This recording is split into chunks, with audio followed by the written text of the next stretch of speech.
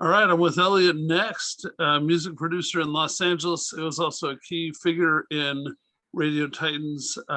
He helped or was the lead curator of bands for all sorts of events, and was there for a lot of the scene. And anyways, all right. So Elliot, how did you get involved with Radio Titans? Who did you know? I assume it was Jake Bowman and his bunch, or what? Um, yeah, I think early on, I'm trying to remember. I have to. I think it all comes from going to Rafa's Lounge. Uh-huh. Um, yeah, I think I was going to Rafa's Lounge and doing events with DJ Thurgood in like 2010, and then after hanging out there for a while, I started. John started coming around, and then met up with him about the Fireside Troupe stuff a few times, and then Jake started coming around, and then there was the Feel rock opera. That was kind of what solidified me working with those guys, and then from there, yeah, a few years later, the Radio Titans thing started, and I did a podcast on there called The Pregame. And that's kind of how that started. Okay. So what do you think made the Radio Titans scene special? Because when you've seen a lot of different um, groups doing things in LA, I'm sure over the years. So what made us stand out? Um, well, there was, the building itself was pretty awesome. Being, what was it, the 40th floor or something like that? Or No, we were the 11th floor the at 11th least. floor? So, yeah, still pretty good. Yeah, no, definitely. That was, going, I think my show was on Thursdays, and yeah, going through there, checking in, going up the elevator with the key card, all that stuff was pretty cool. Um, I felt also it was generally pretty well run. Um, it was, they had professional recording, engineering, um, having it aggregated and distributed. I think you guys had a pretty good program together, and I think Yeah, that's definitely what set it apart from someone doing home recording. yeah. And what do you think of, like, we made a real effort to have live events. I mean, that was something that the earlier incarnation in Hollywood, we did a lot of comedy shows. We didn't know a lot of bands, but then when we went downtown, I still knew comedians, but suddenly I had this whole access to amazing up and coming bands. So um, I don't think there was anybody else. This is what we're hearing from lots of people, that nobody else was making it a priority as part of their podcasting to also sponsor live events.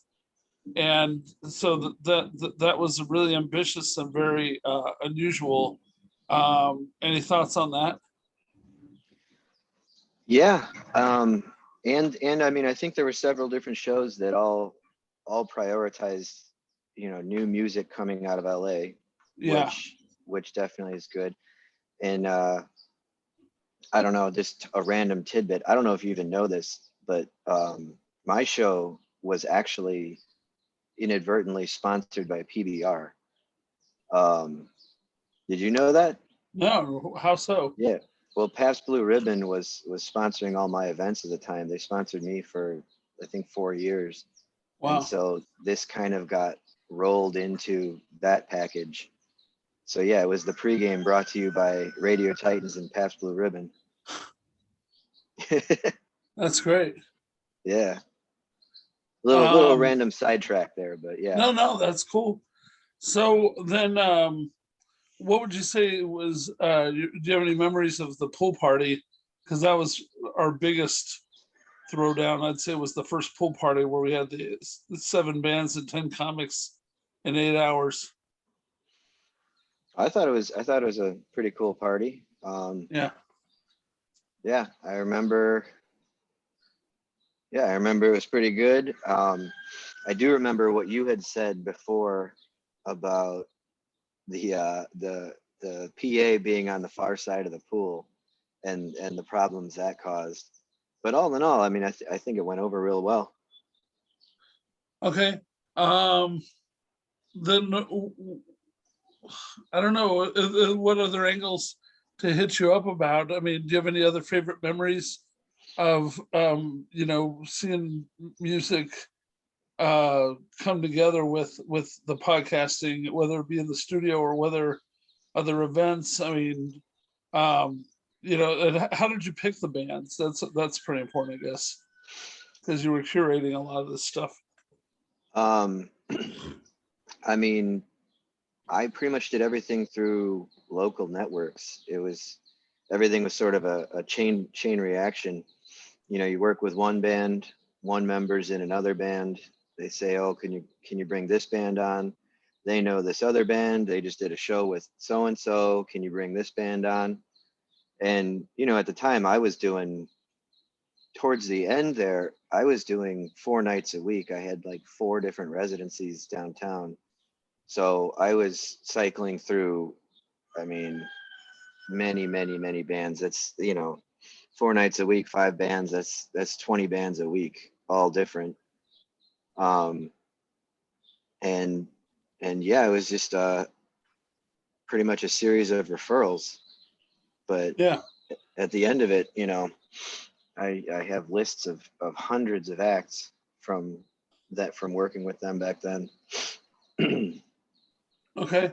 So, I mean, do you think that like a lot of what we did, we were breaking rules because there were no rules yet?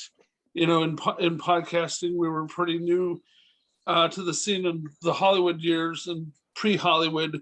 We were like literally at the dawn of it all. So, do you think that a scene like this could be made again and succeed, or do you think things have gotten too big and corporate or whatever that you can't really get away with like truly pulling off a vibe like this again? I think it could be. I think you could do it again.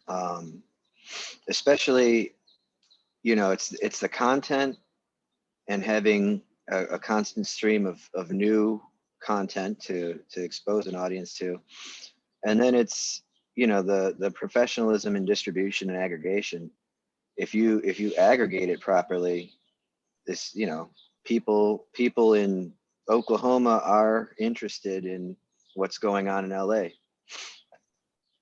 So do you think any of the old stuff, we're working on archiving the best of the old recordings? Do you think that that kind of stuff of bands from say 2014 and 15 doing Downtown Underground live with Clive, shows like that could still catch on with people?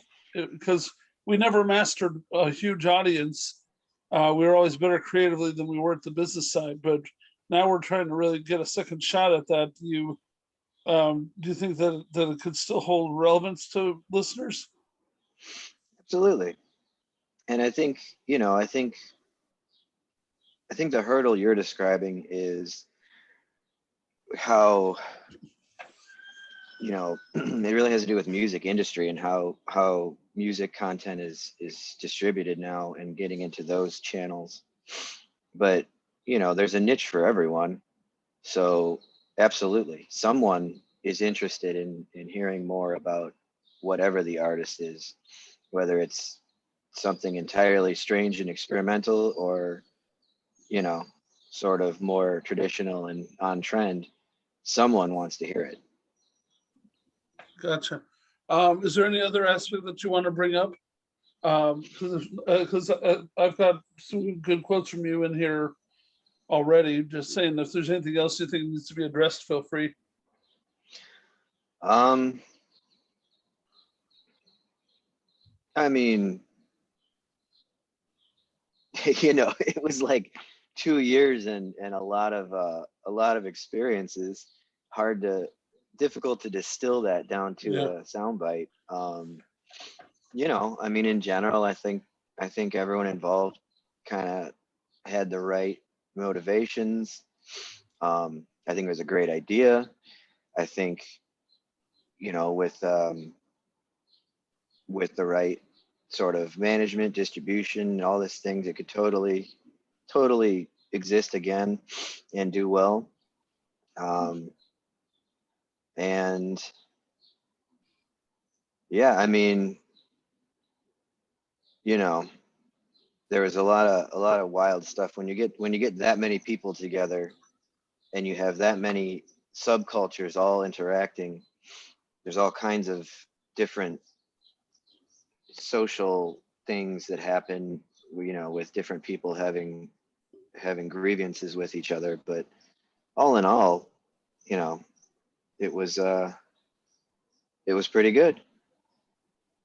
Okay, cool. Hang on.